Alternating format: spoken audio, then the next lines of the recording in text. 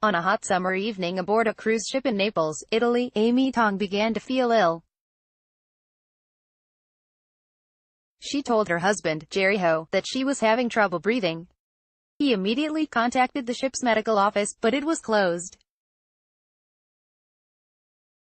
Despite Ho's attempts to get help for Tong, a scientist and academic, aboard the Royal Caribbean cruise ship, in just a few short hours, Tong died from congestive heart failure. Now, Ho is suing Royal Caribbean in Florida's Southern District Court. He argues that his wife's death could have been avoided had the cruise company provided competent medical care aboard the Freedom of the Seas, or if they had made the decision to evacuate Tong off the ship sooner. Very frequently, these doctors are from countries that don't necessarily have as good medical care as they do in the parts of the world where most of their passengers are coming from, though they expect a quality of care to be provided from the cruise company that is similar to what they're used to receiving, Clay Naughton, Ho's attorney, says. Cruise ship companies have been saying for years that that's not our problem. Typically, these doctors disappear after an incident like this, and they're never heard from again. Asked about the allegations, Owen Torres, a Royal Caribbean spokesperson, says, "We are unable to respond to any inquiries regarding this case as it is under litigation." Stories such as Tong's are not uncommon among cruise lines, which have been dogged by accusations that they hire poorly qualified doctors to man ships. Less than a year before Tong's death, 68-year-old Brenda Jackson died aboard a Carnival ship. Around 2 a.m. November 13, 2016, Jackson, who had mild chronic obstructive pulmonary disease (COPD), and her daughter, Prentice Jackson Davis, saw the ship's doctor because Jackson was having trouble breathing. The doctor directed a nurse to administer oxygen to Jackson to increase her oxygen flow despite warnings from the nurse that it was a bad idea for someone with COPD. According to a lawsuit later filed by Jackson Davis, her mother felt lightheaded while connected to the oxygen and asked for it to be turned off, but the doctor said no. Minutes later, according to the lawsuit in Miami's federal courthouse, Jackson made an agonized screeching noise and went into cardiac arrest. In the hours that followed, Jackson suffered another heart attack and a seizure, and though the ship's doctor allegedly said he would call a helicopter to evacuate Jackson, he never did.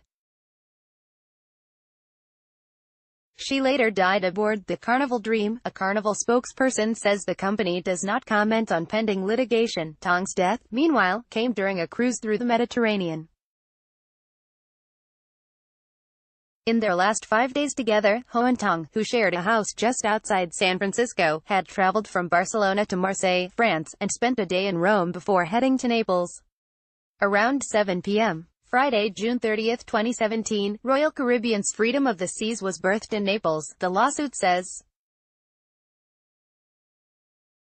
Tong had lupus but said her condition was well managed. When she told her husband she was having trouble breathing, Ho called the ship's medical office but found it was closed, according to their lawsuit. He says he searched for a crew member, who then contacted an on-call nurse by phone.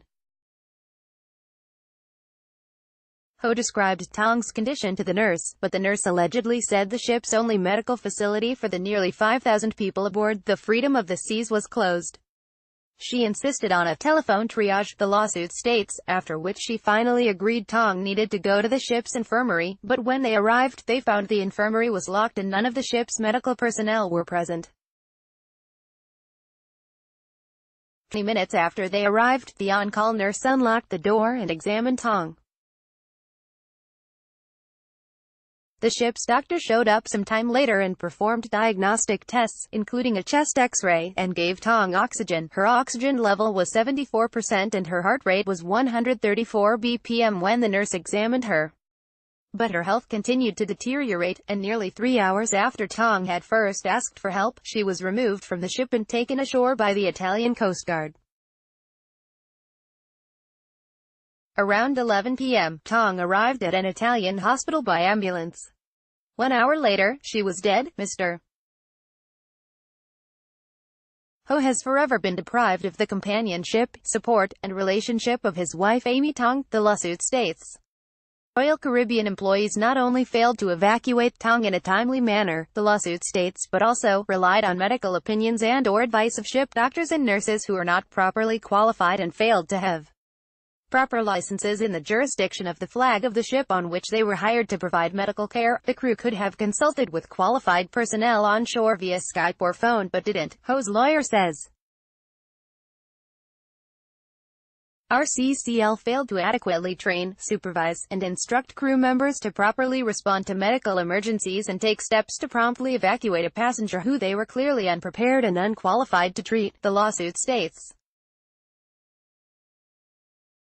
If properly trained, Mrs. Tong would have been evacuated immediately by air rather than by boat after hours of useless testing.